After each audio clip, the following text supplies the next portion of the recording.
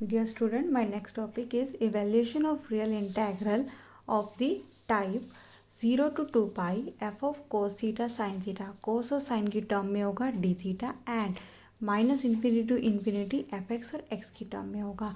अभी हम जो क्वेश्चन करेंगे वो हम करेंगे 0 to 2 pi f of cos theta और साइन थीटा की फॉर्म में. नेक्स्ट में हम क्या करेंगे, minus infinity to infinity function हमारा किस फॉर्म में होगा, एक्स फॉर्म में होगा. देन आपके पास क्या होगा, इंपॉर्टेंट पॉइंट्स हमें लर्न रखने हैं जो हमारे हम यूज़ करेंगे. z इक्वल टू क्या होगा, r e raise to power iota theta जो हमारी पोलर फॉर्म होती है. z इक्वल टू क्या होगा, e raise to power iota theta. और यहाँ कंडीशन है, हैव टू कंडीशन है कि मोड z इक्वल टू आपका 1 होगा. देन डी जेड किसके इक्वल होगा, iota e raise to power iota theta d theta and d z by iota e raise to power iota theta d theta के equal होगा. E raise to power iota theta आपने क्या लिया है, z लिया है. Then d theta किसके equal आएगा, d z by iota z. ये फर्स्ट पार्ट है जो आपको लर्न रखना है. Second, cos theta in terms exponential form आपकी ये होती है जिसमें आपने e raise to power iota theta को z पुट कर दिया प्लस में z रेज टू पावर -1 हो गया अपॉन 2. और इसको जब सिंप्लीफाई करेंगे देन कोस थीटा किसके इक्वल आएगा, z square plus 1 by 2z के इक्वल आएगा.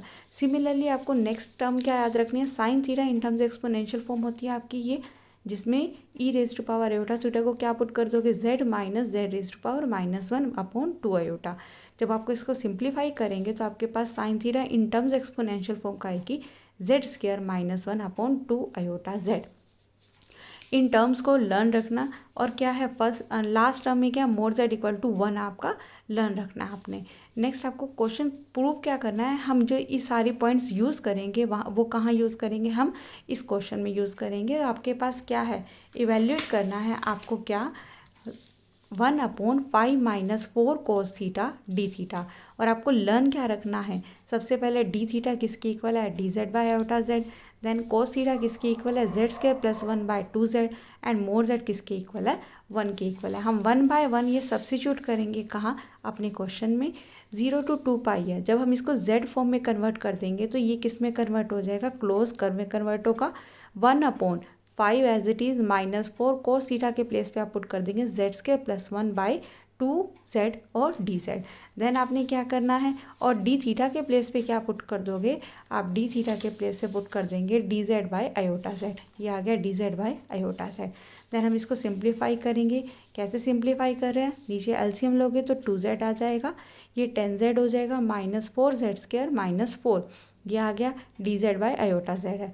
ये डिनोमिनेटर में है, ऊपर जाए डिनोमिनेटर में जाएगा 2z हो गया, 10z -4z square -4 D z by iota Z हो गया. यहाँ से 2 बाई आयोटा आप कॉमन ले लेंगे. देन क्लोज कर सी डी जेड आपका इसके इक्वल आ जाएगा.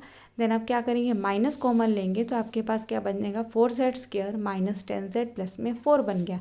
देन हम इसके क्या करने हैं, फैक्टर्स करने हैं. तो हमने क्या किया, सबसे पहले डिनोमिनेटर के पार्ट को इक्वल टू 0 पुट करके हमने इसके फैक्टर्स बनाया. 2 कॉमन ले लिया, 2z square -5z plus 2 equal to 0 हो गया.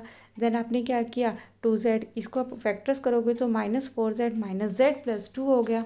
देन आपका क्या हो गया, यहाँ से 2z कॉमन लेंगे तो z -2, यहाँ से माइनस कॉमन लोगे तो z -2 हो जाएगा. देन आपके पास क्या हुआ, 2z -1 और z -2 हो गया. देन हमने इसके प्लेस पे रिप्लेस कर दिया as it is value.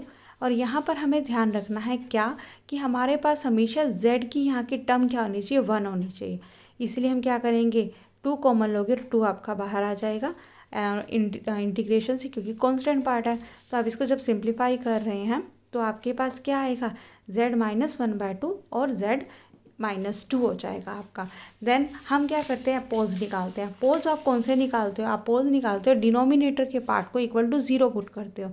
Then हमने क्या किया, z equal to z -1/2 equal to 0, z equal to क्या होगा, 1/2 होगा. और किस ऑर्डर का होगा ये डिपेंड करता है इसकी पावर पे, ये किस ऑर्डर का है, 1 ऑर्डर का है.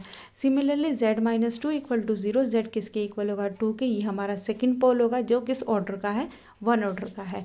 देन आपको क्या याद रखना है, हमने कहा था कि आपको लर्न रखना है क्या, मोड z किसके इक्वल है, 1 के इक्वल है. देन आपका क्या हो जाएगा, mod of x plus iota y equal to 1 हो गया. रूट ऑफ रियल पार्ट का स्क्वायर प्लस इमेजनरी पार्ट का स्क्वायर इक्वल टू 1 हुआ. Then x square plus y square equal to 1 का स्क्वायर. सेम आपका क्या हो जाएगा, x -0 का होल स्क्वायर प्लस में y -0 का whole square equal to 1 square.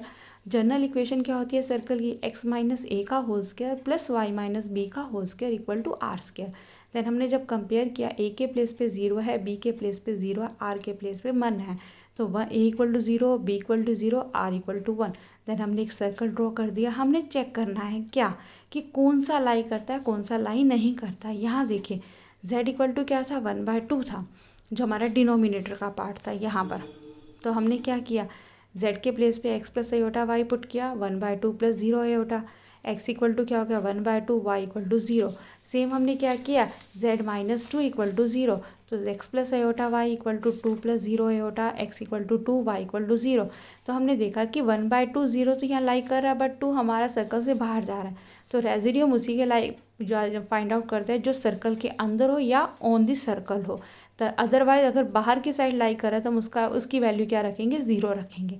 Then आपने सिमिलर यहाँ पुट कर दिया क्या, रेजिड्यू आपको z equal to 1/2 lie inside the circle, क्योंकि ये सर्कल के अंदर लाई कर रहा है, एंड z इक्वल टू 2, जो 2 है वो सर्कल के बाहर लाई कर रहा है। किसमें, कौन सा सर्कल है, मोड z इक्वल टू 1 है। देन हम रेजिड्यू किसके निकालेंगे, हम रेजिड्यू सिर्फ इस पार्ट के निकालेंगे। देन आपका फॉर्मूला क्या होता है, residue f of z a equal to 1/m-1 limit z tend to a d raise to power m-1 dz raise to power m-1 f z minus a raise to power m क्या होता है, किस power का है, किस order का है, a किस पे हम निकाल रहे हैं। यहाँ पर आप देखिए हमने यहाँ पर नोट डाउन किया था z इक्वल टू क्या है 1/2, पोल है, इसका मतलब ये क्या है आपका a है, ऑर्डर इक्वल टू 1 है, दैट मीन्स ये किसके इक्वल है, m के इक्वल है। तो हमने एज इट इज़ a की वैल्यू पुट कर दी 1/2 और m की वैल्यू पुट कर दी 1, ये लिख दिया। और आपका फंक्शन क्या है, एफ किसके इक्वल है, जो भी आपका फंक्शन होगा ये आपका किसके 1/z माइनस 1/2 z माइनस 2, ये आपका फंक्शन है। तो ये हमने एज इट इज़ यहाँ फंक्शन लिख दिया। देन आपका क्या करेंगे, रेजिड्यू निकालेंगे, किस पे, रेजिड्यू 1/2 पे, क्योंकि आपका a 1/2 है, m 1 है तो 1 लगा दिया, जहाँ जहाँ a था वहाँ हमने 1/2 रखा और जहाँ जहाँ m है वहाँ हमने a पुट कर दिया, एज इट इज़ पुट किया। अब अपना फॉर्मूला देखिए क्या हो गया, 1/2 हो गया इक्वल टू 1 अपॉन m की इक्वल के किसके था 1 के, इसलिए 1-1 limit z tend to 1/2 d of 1-1 और dz 1-1 और एफ किसके इक्वल है 1/z-2 z 1/2 और z माइनस 1/2, z माइनस 1/2 से z माइनस 1/2 कैंसिल हो जाएगा। आपके पास जो भी रिमेनिंग पार्ट बचेगा वो क्या बचेगा, लिमिट z टेंड टू 1/2 और 1-1 0, दैट मीन्स डिफ्रेंसिएशन नहीं होगा, इसलिए 1/z-2 बच गया। डायरेक्टली z के प्लेस पे क्या पुट कर दोगे, 1/2 पुट कर दोगे, तो आपके पास रिजल्ट आएगा -2/3। देन आप क्या करेंगे, जो इसका सेकंड पोल था रेजिड्यू एफ और 2, जिसका 2 इसका पोल था वो हमारा लाइन नहीं करता, तो उसके लिए हम डायरेक्टली क्या लिखेंगे 0। तो इसका क्या आ जाएगा आपका 2π residue of first one residue plus में सेकंड वन रेजिड्यू, ये 0 के इक्वल है, ये आपका है -2/3। इन दोनों के आपस में जब मल्टीप्लाई सिंप्लीफाई करोगे तो क्या आ जाएगा -4π/3। तो हमने क्या किया था, हमने एक इक्वेशन मानी थी, कौन सी इक्वेशन मानी थी, हमने ये फर्स्ट इक्वेशन ली थी, हमने ये आंसर निकाल दिया। हम वो वाला जो भी आंसर आया हम यहाँ पुट कर देंगे और जो भी यहाँ पार्ट है आगे उससे मल्टीप्लाई कर देंगे, तो हमारे पास कंप्लीट रिजल्ट हो जाएगा। इसीलिए हमने लिखा है substitute the value of this integral in equation first. Equation first में पुट कर दोगे तो आपका रिजल्ट आएगा 2π/3 आ जाएगा। सिमिलर आपको एक और क्वेश्चन फाइंड आउट करना है, सेम क्वेश्चन है ये वाला जो हमने अभी क्वेश्चन किया, that is same, no changes in any function. बस चेंजेस कहाँ हैं, चेंजेस आपके पास देखिए यहाँ पर, देखिए यहाँ पर आपके पास जो क्वेश्चन किया था हमने 1/5-4 cos थीटा d थीटा था, यहीं पर है 5-4 cos theta d theta, but changes कहाँ हैं, आपके न्यूमरेटर में है जहाँ cos ऑफ 3 थीटा आ चुका है। अब चेंजेस सिर्फ यहीं आएंगे कि आपका फंक्शन चेंज होगा, अदरवाइज आपका कंप्लीट क्या रहेगा, सेम रहेगा। सेम आपके पास क्या हो गया, आप देखिए ये क्या हो गया 0 to 2π cos 3 theta 5-4 cos theta d theta. तो ये cos 3 थीटा क्या होता है, अगर मैं कह दूँ e⁻i थीटा, हम याद रखें कि e⁻i थीटा किसके इक्वल होता है, cos थीटा प्लस में iota sine theta, and cos theta क्या है आपका रियल पार्ट है, ये क्या आपका इमेजिनरी पार्ट है। यहाँ कोस थीटा दैट मीन्स क्या है, रियल पार्ट है, इसलिए हमने लिख दिया रियल पार्ट ऑफ 0 to 2 और यहाँ क्या हो जाएगा e raise to power iota theta, इसे ये पावर में चला जाएगा आपका, क्योंकि यहाँ पर अगर मैं 3 थीटा कर दूँ तो कोस 3 थीटा प्लस में आयोटा साइन 3 थीटा, इसलिए क्या हो गया e raise to power iota theta का हमने पावर 3 कर दिया और 5 - 4 cos theta d theta as it is है। नेक्स्ट हमें क्या फॉलो करना है, z equal to e raise to power iota theta हमें लर्न रखना है और डी जेड हमें क्या लर्न रखना है, d z by iota Z D theta के इक्वल है और कोस थीटा किसके इक्वल है, जेड स्क्वायर प्लस 1/2z है। देन हमने अगेन वही रिप्लेस किया है, क्या हमारे पास जो यहाँ आ गया था, यहाँ हमने e raise to power iota theta की जगह क्या पुट कर दिया, z जो हमारा था हमने z पुट किया तो z क्यूब हो गया, डिनोमिनेटर में 5 - 4 कोस थीटा के प्लेस पे हमने ये वैल्यू पुट कर दी तो आपके पास ये आ जाएगी। इसको हम सिंप्लीफाई कर देंगे तो आपके पास ये आ जाएगा। देन आप क्या करेंगे, अगेन फिर से सॉल्व करने के लिए हमारे पास क्या आ जाएगा, 2/आयोटा हमारा ये टर्म जो यहाँ था ये 2 और ये आयोटा हमारा इंटेग्रल से बाहर आया, close curve c z cube जो भी टर्म बच गई जेड क्यूब 10z - 4z के -4 हो गया डी जेड। अगेन हम क्या करेंगे, इसके फैक्टर्स करेंगे या आप इसके फैक्टर्स कर दोगे, अगेन हमने ये फैक्टर बना दिए, अगेन यहाँ क्या हो गया 2z - 1 z - 2 हो गया।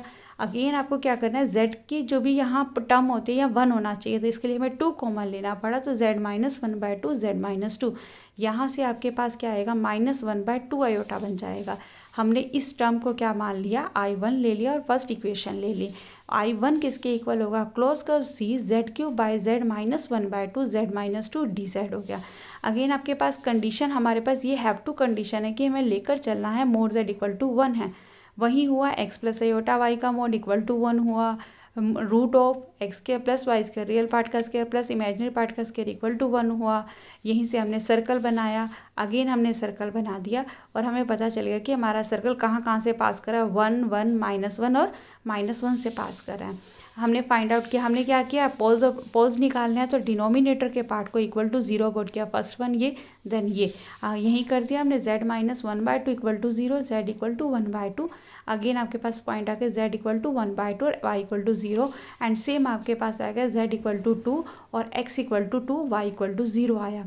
फिर हमने चेक किया तो हमारा क्या लाई करे, ये लाई करे, क्योंकि x इक्वल टू 1/2 हमारा सर्कल के अंदर लाई कर है, यहाँ 1/2 है और x इक्वल टू 2 सेकेंड वाला क्या है 0.2 है तो वो हमारा सर्कल के बाहर लाई कर रहा है। तो हमने लिख दिया since z equal to 1/2 lie inside this circle and z equal to 2 lie outside this circle more z equal to 1 में।